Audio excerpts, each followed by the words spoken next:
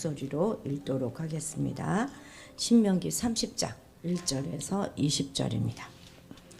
내가 내게 진술한 모든 복과 저주가 내게 임함으로 내가 내 하나님 여호와로부터 쫓겨간 모든 나라 가운데서 이 일이 마음에 기억이 나거든 너와 네 자손이 내 하나님 여호와께로 돌아와 내가 오늘 네게 명령한 것을 온전히 따라 마음을 다하고 뜻을 다하여 여호와의 말씀을 청종하면 내 하나님 여호와께서 마음을 돌이키시고 너를 긍휼히 여기사 포로에서 돌아오게 하시되 내 하나님 여호와께서 흩으신 그 모든 백성 중에서 너를 모으시리니 내 쫓겨간 자들이 하늘가에 있을지라도 내 하나님 여호와께서 거기서 너를 모으실 것이며 거기서부터 너를 이끄실 것이라. 내 하나님 여호와께서 너를 내 조상들이 차지한 땅으로 돌아오게 하사 내가 다시 그것을 차지하게 하실 것이며 여호와께서 또 내게 선을 행하사 너를 내 조상들보다 더 번성하게 하실 것이며 내 하나님 여호와께서 내 마음과 내 자손의 마음에 할례를 베푸사 너로 마음을 다하며 뜻을 다하여 내 하나님 여호와를 사랑하게 하사 너로 생명을 얻게 하실 것이며 내 하나님 여호와께서 내 적군과 너를 미워하고 핍박하던 자에게 이 모든 저주를 내리게 하시리니 너는 돌아와 다시 여호와의 말씀을 청종하고 내가 오늘 네게 명령하는 그 모든 명령을 행할 것이라.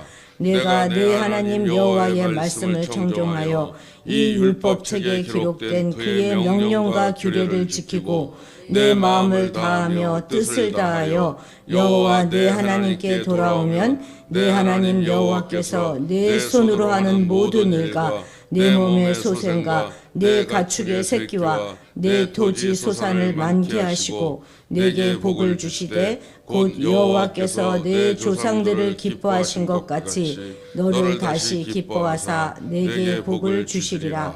내가 오늘 네게 명령한 이 명령은 네게 어려운 것도 아니요 먼 것도 아니라 하늘에 있는 것이 아니니 내가 이르기를 누가 우리를 위하여 하늘에 올라가 그의 명령을 우리에게로 가지고 와서 우리에게 들려 행하게 하려 할 것이 아니요 이것이 바다 밖에 있는 것이 아니니 내가 이르기를 누가 우리를 위하여 바다를 건너가서 그의 명령을 우리에게로 가지고 와서 우리에게 들려 행하게 하려 할 것도 아니라 오직 그 말씀이 내게 매우 가까워서 내 입에 있으며 내 마음에 있은즉 내가 이를 행할 수 있느니라. 보라 내가 오늘 생명과 복과 사망과 화를 내 앞에 두었나니 곧 내가 오늘 네게 명령하여 내 하나님 여호와를 사랑하고 그 모든 길로 행하며 그의 명령과 규례와 법도를 지키라 하는 것이라. 그리하면 내가 생존하며 번성할 것이요 또 내 하나님 여호와께서 내가 가서 차지할 땅에서 내게 복을 주실 것임이니라. 그러나 내가 만일 마음을 돌이켜 듣지 아니하고 유혹을 받아 다른 신들에게 절하고 그를 섬기면 내가 오늘 너희에게 선언하노니 너희가 반드시 망할 것이라. 너희가 요단을 건너가서 차지할 땅에서 너희의 날이 길지 못할 것이니라. 내가 오늘 하늘과 땅을 불러 너희에게 증거를 삼노라. 내가 생명과 사망과 복과 저주를 네 앞에 두었은즉 너와 네 자손이 살기 위하여 생명을 택하고 내 하나님 여호와를 사랑하고 그의 말씀을 청종하며 또 그를 의지하라. 그는 내 생명이시오 내 장수이시니 여호와께서 내 조상 아브라함과 이삭과 야곱에게 주리라고 맹세하신 땅에 내가 거주하리라. 아멘. 아멘. 예, 오늘 이 음악이 계속 나오고 있습니다. 예, 오늘 이 신명기 30장에 보면 돌이키다, 또 청종하다, 모으다 하는 이런 동사가 반복해서 나오고 있습니다.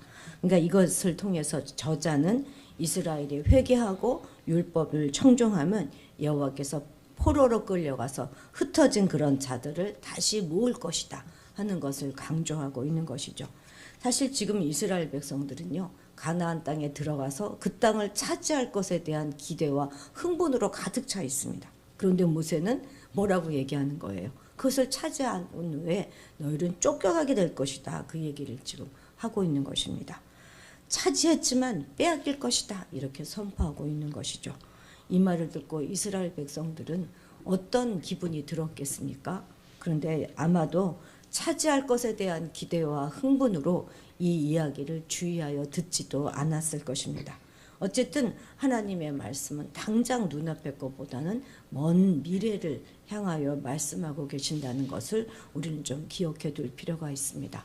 당장 눈앞의 것을 바라보고 살아가는 우리 인생들과는 전혀 다른 관점인 것이죠. 2, 3절 같이 읽겠습니다.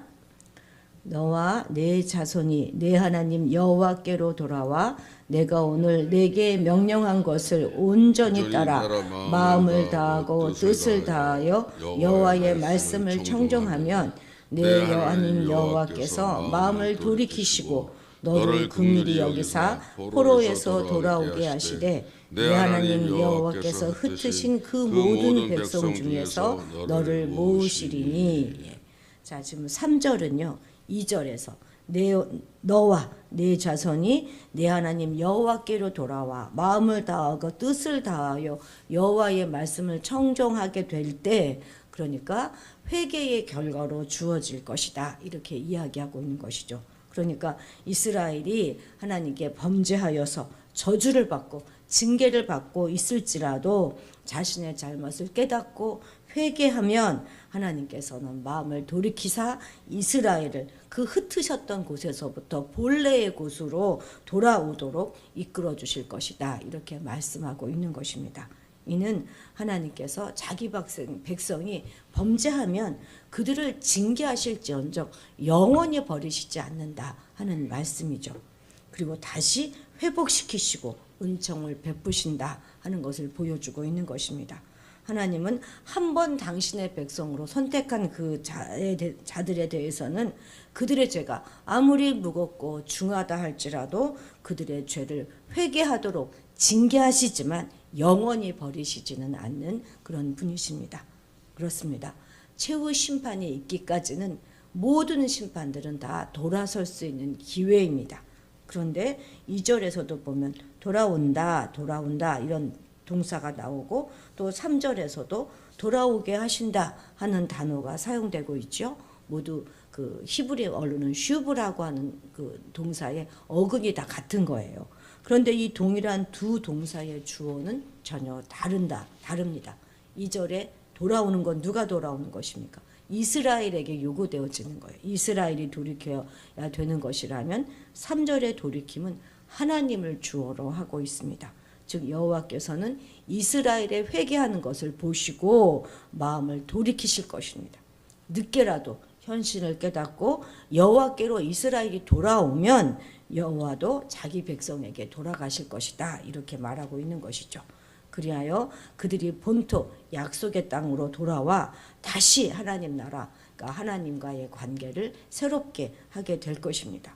언약이 회복될 것이고 심지어 새로운 언약을 맺으실 것입니다.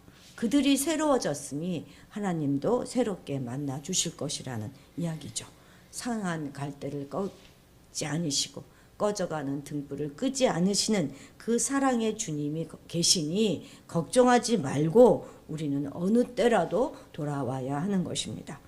어떤 사랑이 우리에게 이런 전폭적인 지지와 신뢰를 보여주겠습니까? 오직 우리 아버지이시기 때문에 가능한 이야기입니다. 우리는 이러한 하나님의 사랑과 은혜에 대하여 더욱 감사해야 할 것입니다. 그러니 살다가 혹여 하나님의 징계를 받는 그런 때가 있다 할지라도 우리는 결코 낙심하거나 슬퍼하지 마십시다. 하나님은 당신이 사랑하는 자녀를 징계하시지만 아무 상관이 없는 그런 자들을 애써 징계하시는 법은 없습니다. 하나님의 징계를 받는 사람이 오히려 복되고 소망이 있는 것이죠. 5절 같이 읽어보겠습니다. 5절입니다. 내 하나님 여호와께서 너를 내 조상들이 차지한 땅으로 돌아오게 하사 내게 다시 그것을 차지하게 하실 것이며 여호와께서 또 내게 선을 행하사 너를 내 조상들보다 더 번성하게 하실 것이며. 아멘. 이것은 이스라엘이 귀환한 후에 있을 그 축복에 관련된 말씀이에요. 여호와는 귀환한 이스라엘에게 선을 행하실 것인데 어떻게 해요? 조상들보다 더 번성하게 하실 것이다. 이렇게 약속해 주고 있습니다. 그러니까 저자는 포로로 끌려가기 이전 세대를 이제 가나안 1세대라고 이제 규정하고, 또 포로에서 귀환할 그 백성들을 가나안 2세대라고 해서 서로 비교하면서 포로에서 귀환할 가나안 2세대가 가나안 1세대보다 뛰어날 것이다. 이렇게 선언하고 있는 거예요.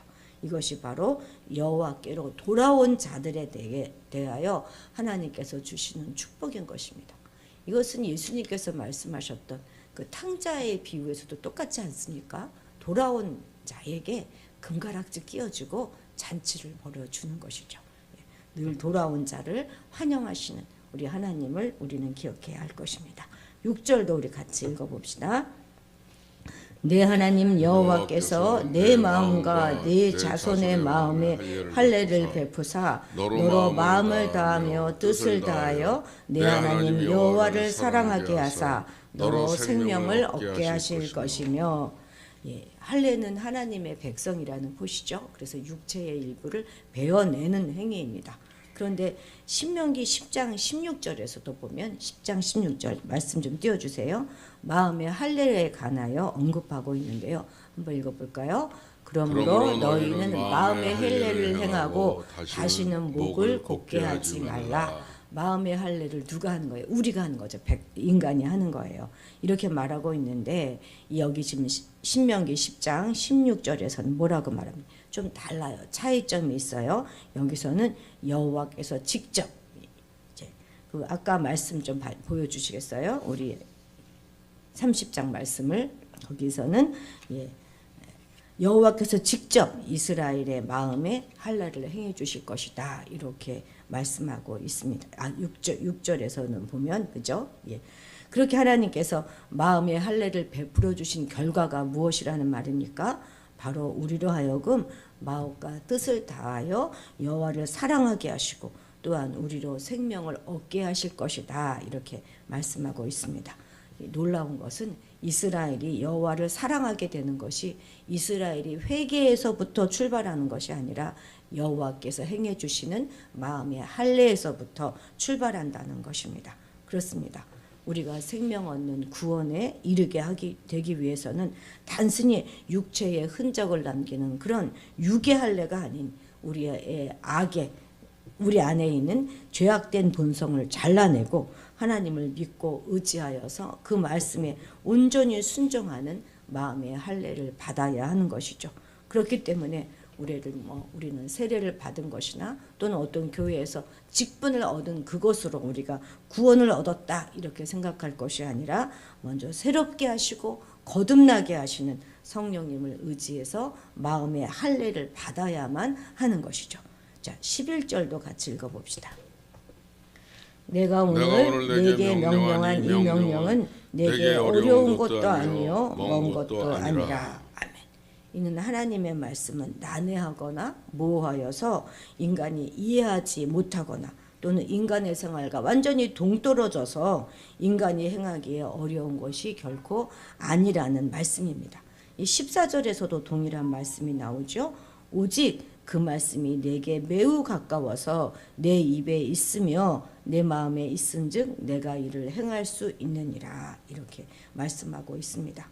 하나님의 말씀은 만민에게 가깝고 친근합니다.